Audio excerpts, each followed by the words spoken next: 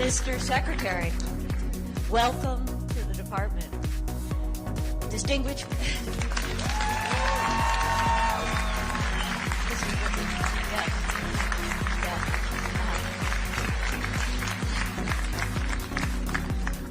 want to give a special greeting to Mrs. Rubio.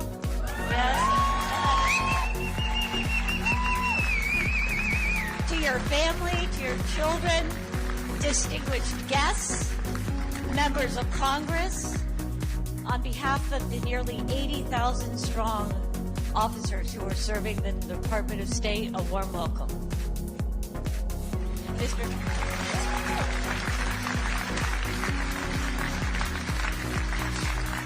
Mr. Secretary, your career exemplifies a life of public service, advocating for core American interests all over the globe. In these challenging times, we need principled, strong leadership. And that is why we are so happy to have you with your experience, your dedication, and your energy to lead us. Thank you.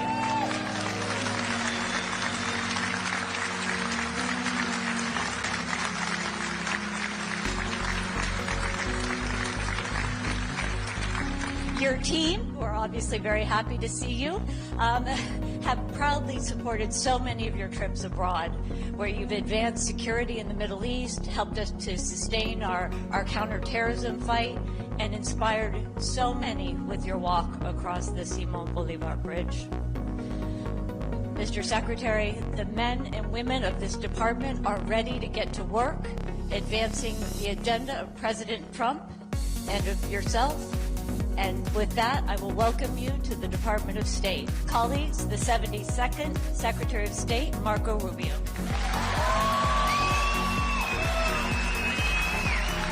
Thank you.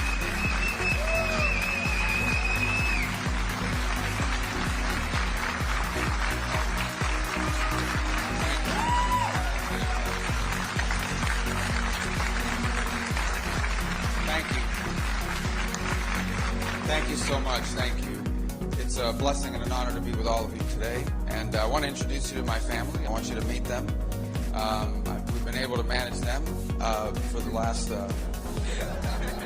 20-some years and counting. And so I said this earlier today when the Vice President swore me in. My most important job, I believe the most important job any of us will ever have, is the job we do at home.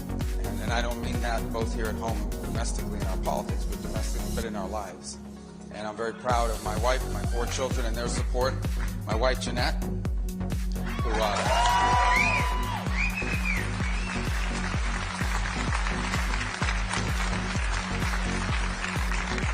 her parents immigrated here from Colombia. Anybody here from Colombia? Anybody cover Colombia? Right.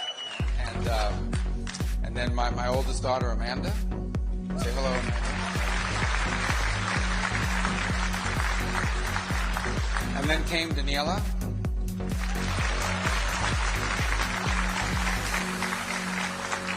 And now Anthony. And our youngest, Dominic. So these three are in school, meaning, college and even jobs. We're still working. He's doing good. He's a junior in high school. And obviously my family beyond that is here, who made this possible. Jeanette's mom, Maria, is here, and my sisters Barbara and Veronica are here, and a lot of friends that came from Miami who joined us here today.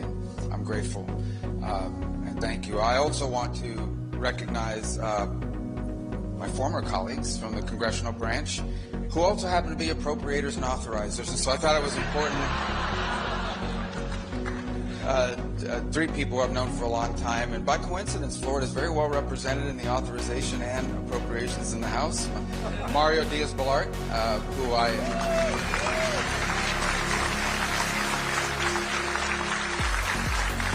who I've known as a personal friend. We served together in the Florida legislature. In fact, sat next to each other on the floor. Who would have thought, Mario, back in the day? And now here we are, and 2 Cuban Americans. If we had a third, they'd call it a conspiracy, but there's only 2, so we're in shape. Congresswoman Lois Frankel. We also served in the legislature together. Again, I know this.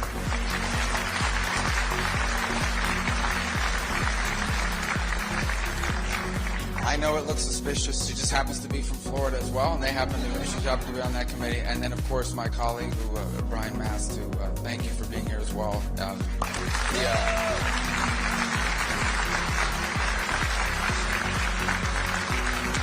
I have asked them as a personal favor to be nice to each of you who we send over to testify and appear before their committees. And then to be nice to us when they write those appropriations bills and pass those laws. But we are great. I'm really grateful you would join us because our partnership will be critically important. I want to thank President Trump for nominating me. This is an extraordinary honor and a privilege to serve in this role, to be here, frankly, to oversee the greatest, the most effective, the most talented, the most experienced diplomatic corps in the history of the world resides in this building.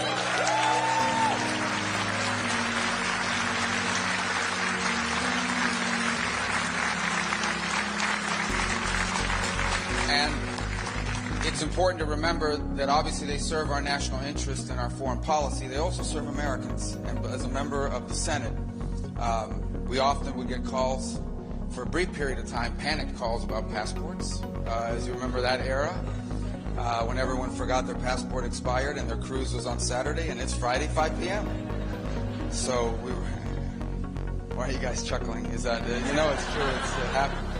And then, of course, but we also serve Americans who sometimes find themselves overseas and lost their passport, or even worse, something terrible or tragic happened and their families are impacted by it.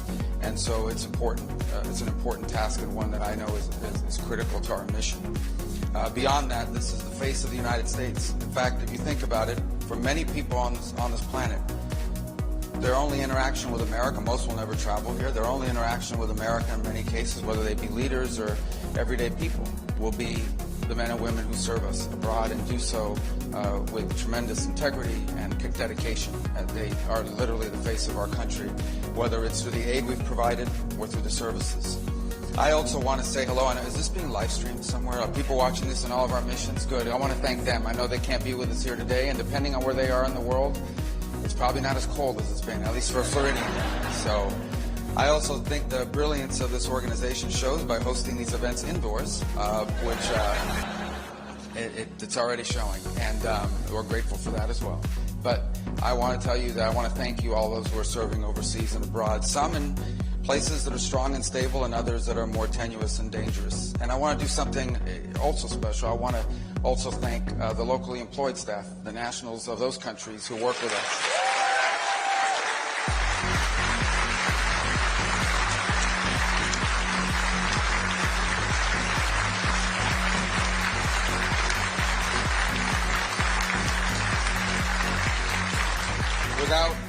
Without their help, without their support, it would be impossible for us to conduct our mission. And in many ways, years later, I've literally run into people in the United States that are either conducting business or visiting as tourists or what have you, and they will tell me they were locally employed they were local employees of our missions abroad, and as a result, their love for our country is never ending.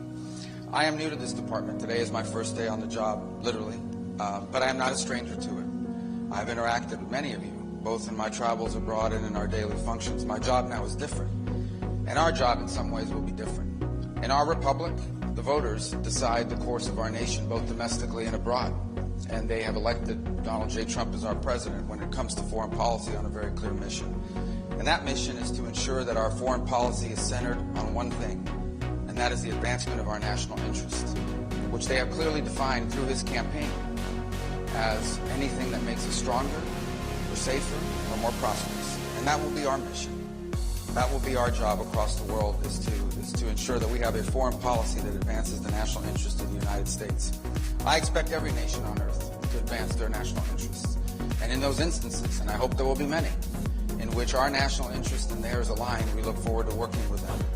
This is in many ways, and again it was referenced by President Trump yesterday in his speech, that he designs that his overriding goal for global policy is the promotion of peace, the avoidance of conflict. And no agency will be more critical in that regard than this one. In fact, it's its founding principle and purpose. And that's what we endeavor to do, to promote peace around the world because that's in our national interest. Without peace, it is hard to be a strong nation, a prosperous nation, and one that is better off. But there will also be challenges. We recognize that there will be those times, unfortunately, as humans interact with one another because of our nature, that there will be conflict. We will seek to prevent them and avoid them, but never at the expense of our national security, never at the expense of our national interest, and never at the expense of our core values as a nation and as a people. We are, at the end of the day, a nation founded on a powerful principle. And that powerful principle is that all men are created equal, because our rights come from God, our Creator, not from our laws, not from our governments. And we hope the entire world can one day live under that, and we will always, always be strong defenders of that principle. Never at the expense of our national interest, never at the expense of pragmatic foreign policy, never at the expense of the reality that oftentimes in foreign policy our choices are not between a bad option and a good option. Sometimes in foreign relations our options are two bad ones, and we're just trying to figure out which one of them is least bad. And that's unfortunate, but it is true. And that's a tough job. It's our job, and we'll seek to do it right and well. That is the core mission of this agency, and it will be the core mission while Donald Trump is president, and we will be effective on his behalf. I also want this agency to be relevant, and I don't mean irrelevant, not that it's irrelevant now, but I want it to be where it belongs. I want the Department of State, how we formulate it. Some of the brightest minds in foreign policy reside within this building and within this government, and we need to ensure that we have an environment here that's conducive to creativity, to boldness, to new ideas, to recognizing the dynamic world in which we live, one that is changing faster than it has ever changed before. And we need to be ahead of it. When the time comes for the principals to gather, or even deputies, I want the Department of State to have the best ideas and the best options available for the president. And then I want us to be able to execute them better than any agency in our government. That will also be a task of mine. I have watched from the congressional side from time to time administrations in both parties, in which sometimes the Department of State has been sort of relegated to a secondary role because some other agency can move faster or seems to be bolder or more creative. It's not your fault, but we're going to change that. We want to be at the centerpiece. We want to be at the core of how we formulate foreign policy, because we're going to have the best ideas of any agency, and because we're going to execute it better and faster and more effectively than any other agency in our government. And I know we have the right team to do it. There's no other agency in the world, there's no other agency in our government that I'd rather lead, because of the talent that's collected here in this room and those watching around the world. That will be our mission, and I hope we'll be able to do it together. There will be changes, but the changes are not meant to be destructive. They're not meant to be punitive. They're not out of... The changes will be because we need to be a 21st century agency that can move, by a cliche that's used by many, at the speed of relevance. But we need to move faster than we ever have, because the world is changing faster than we ever have. And we have to have a view that some say it's called look around the corner, but we really need to be thinking about where are we going to be in 5, 7, 10, or 15 years. Some of the issues that confront humanity today have no precedent. They have no historic precedent. Some of the challenges we face have no historic precedent. We can compare it to another era, to another time, but they're not the same. Things are moving faster than ever. Think about how much the world has changed in the last 5 years. Imagine how much it will change over the next 25 years. And my sincerest hope and my prayer is that we will, as a nation, be able to leave the future generations with a country and a planet safer and better than the one that was left for us. And you will be a big part of achieving that goal. It is an honor to be able to lead this agency. I hope to do it with distinction, with integrity, working harder than anyone ever has at this role. And that will not be easy because some pretty hard-working people have come before me. But I know that we are up to the task. And I'm glad that I'm in the job, on day one. I was sworn in at about 9:15. I didn't mess up the oath. And we're ready to go to work, and I know you are as well. Thank you. God bless all of you. God bless our country. Thank you.